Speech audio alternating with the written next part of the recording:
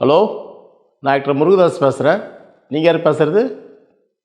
இ ஹிந்தியில் பேசுகிறோமா? சார் நீங்கள் யார்? போலீஸா? சொல்லுங்கள் சார். எது நான் அனுப்பிச்ச பார்சலில் 200 ப்ரௌன் சுகர் இருக்கா? ஓ, 200 சுகர் வாங்குறது வழி இல்லாமல் இருக்கிற நான் அனுப்பிச்ச பார்சலில் 200 ப்ரௌன் சுகர் இருக்குதுன்ற. நீங்கள் யார்? எது ஃபோனை வைக்கக்கூடாதா? டிஜிட்டல் அரெஸ்ட் பண்ணுறீங்களா? கிரைம் ஹலோ டேய் வைடா ஃபோனை. எனக்கு வந்த மாதிரி உங்களுக்கு கால் வரும்.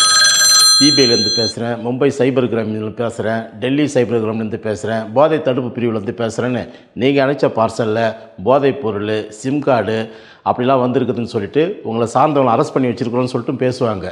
ஸ்கைப்லேயோ வீடியோ கால்லையோ போலீஸ் மாதிரியே ட்ரெஸ் போட்டு வந்து நம்ம எதிர்க்கு வீடியோ காலில் வந்து நம்மளை தனிமைப்படுத்துவாங்க. நீங்கள் பயந்துடக்கூடாது. உங்கள் டேட்டாஸ் கேட்பாங்க. நீங்கள் டேட்டாஸ் அனுப்பிச்சிட்டிங்க, உங்கள் அக்கௌண்ட்டில் இருக்கிற எல்லா பணத்தையும் சைபர் குற்றவாளி எடுத்துப்பாங்க.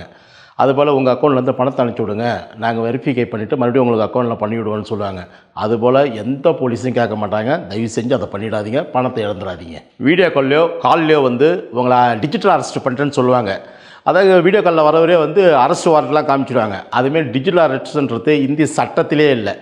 இங்கே வந்து எந்த போலீஸும் எந்த நீதிபதியும் டிஜிட்டல் அரெஸ்ட்லாம் பண்ணவே முடியாது. இப்போ கூட நம்ம பாரத பிரதமர் மோடி ஐயா சொல்லியிருக்காங்க, டிஜிட்டல் அரெஸ்ட்லாம் ஒன்றுமே இல்லைன்னு. உங்களுக்கு அது போல் ஒரு கால் வந்ததுன்னா இமீடியட்டாக நீங்கள் காலை கட் பண்ணிவிட்டு 1930 அந்த நம்பருக்கு கால் பண்ணிங்கனாக்கா புதுச்சேரி சைபர் கிரைம் போலீஸ் வந்து உங்க கூட துணையாக இருப்பாங்க. தயவு செஞ்சு பயப்படாதீங்க, பாதுகாப்பாக இருந்துங்க, பணத்தை காப்பாற்றிக்கோங்க.